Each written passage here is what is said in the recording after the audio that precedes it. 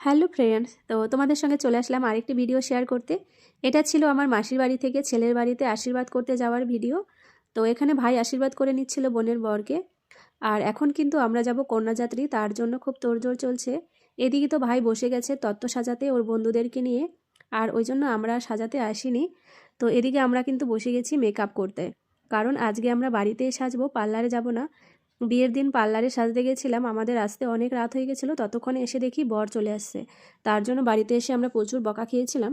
সেজন্য ভেবেছি আজকে যা পারি নিজেরাই বাড়িতে বসে সাজবো। আমার ছোট বোনকে তো আমার মামার মেয়েও একটু সাজিয়ে দিচ্ছিল, আর আমরা ভাবছিলাম আমাকে কখন করে দেবে। তো যাই হোক, নিজে যা পেরেছি তাই সাজুগুজু করছিলাম। আর আমার মেজো বোন তো মনে হচ্ছে বসে বসে ঘুমাচ্ছিল মেকআপ করতে করতে। তো এদিকে দেখো, আমার কিন্তু পুরো মেকআপ কমপ্লিট হয়ে গেছে। আর মেকআপ করার পর কেমন লাগছিল সেটা তোমরা কমেন্ট করে জানিও। আমি পুরো রেডি হয়ে কিন্তু চলে এসেছি গাড়িতে। আর এটা ছিল আমার আরেকটা মাসিদের গাড়ি, সেই গাড়িতে একটা জায়গা ছিল, আমি কিন্তু এখানে বসে গেছি। আর আমার আর বাকি বোনেরা অন্য গাড়িতে এসছে, অনেকগুলো গাড়ি ভাড়া করা হয়েছিল। তো এখন কিন্তু আমরা ছেলের বাড়ির সামনে চলে এসেছি। আর আমার বোনের যেখানে বিয়ে হলো এই জায়গাটার নাম হচ্ছে আহরা। এটা কিন্তু গাজল থেকে আহরা খুব বেশি দূরে নয়, খুব জোর হলে আমাদের 10 থেকে 15 মিনিট সময় লেগেছে। তো আমরা একটু আগে চলে এসেছিলাম, আর বাকিরা সবাই না আসলে তো আর বাড়ির ভেতরে যাওয়া যায় না। তো সবাই চলে এসছে, তারপরে কিন্তু আমরা বাড়ির ভেতরে গেছি। তো এখানে দেখো যে এখানে বোনকে বসিয়েছে, এখানে এখন চলে আসলাম। তো বোনকে কেমন লাগছে তোমরা সবাই কমেন্ট করে জানিও, আর আমাদের সবাইকে কেমন লাগছিল সেটাও জানিও। তো যাই হোক, এখানে কিন্তু নিমন্ত্রিত লোক অনেক এসে খাওয়া দাওয়া করে চলেও গেছে, কারণ এমনিতেই ঠান্ডার দিন, তার উপরে একটু গ্রামের সাইডে কিন্তু অত রাত পর্যন্ত থাকে না, একটু তাড়াতাড়ি করে খাওয়া দাওয়া করে চলে যায়।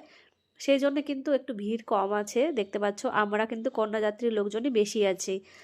তো যাই হোক, আমাদের যত ভিডিও করা ফটোশ্যুট করা সবই প্রায় কমপ্লিট করে নিলাম। যাওয়ার পরে প্রথমে আমাদের টিফিন দিয়েছিল, তারপরে ফুচকা কফি ছিল, ওগুলোর ভিডিও আর করা হয়নি। তো এখন কিন্তু আমরা খেতে বসে গেছি, অনেকটা রাত হয়ে গেছে। আর বেশিরভাগ যারা নিমন্ত্রিত ছিল তারা তো আগেই খাওয়া দাওয়া করে চলেই গেছে, এখন শুধু আমরা যারা কর্ণযাত্রী এসেছি তারাই খেতে বসেছি। তো ওই যে এক টেবিলে আমি, আমার ছোট বোন, মেজো বোন এরা বসেছি, আর বোনের মেয়ে আর আমার মা, ওরা আলাদা টেবিলে বসেছে। যে যেখানে জায়গা পেয়েছে সেইখানেই বসে গেছে। আর আমার তো ছেলে আর হাজব্যান্ড ওরা যায়নি কর্ণযাত্রী, কারণ ওই দিন ওদের স্কুলে কাজ ছিল সেই জন্য। তো খাওয়ার পরে আমরা সবাই মিলে একটু ডান্স করে তারপরে বাড়ি এসেছিলাম।